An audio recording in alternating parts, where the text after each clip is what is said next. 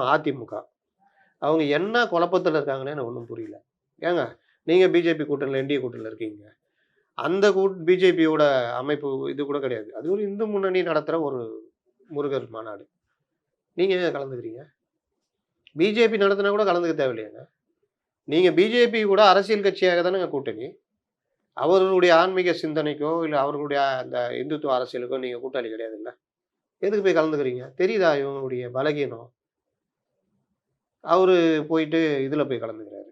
இந்த ஆர்எஸ்எஸ் நூற்றாண்டு விழால.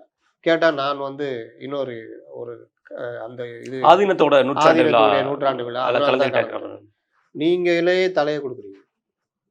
நீங்கள் இதிலிருந்து விலகி இருக்கணும். ஏன்னா, சிறுபான்மை மக்கள் வாக்குகள்ன்றது உங்கள்ட்ட இல்லாம பண்ற வேலைய பண்ணிட்டாங்க.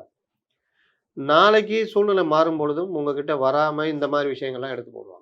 ஒருவேளை சிறுபான்மை மக்கள் வாக்கு நம்மகிட்ட இல்லைன்னு அஇஅதிமுக தெரிஞ்சதுக்கு அப்புறம் பெரும்பான்மை வாக்கு நோக்கி செல்கிறார்களா? அது தப்பு இல்ல.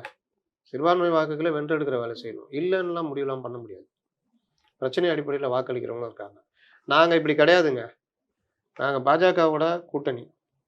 ஆனால் அவர்களுடைய கொள்கை இதெல்லாம் நாங்க முரண்படுறோம். வக்ஃப் போர்டு மசோதாவுக்கு எதிர்ப்புங்க.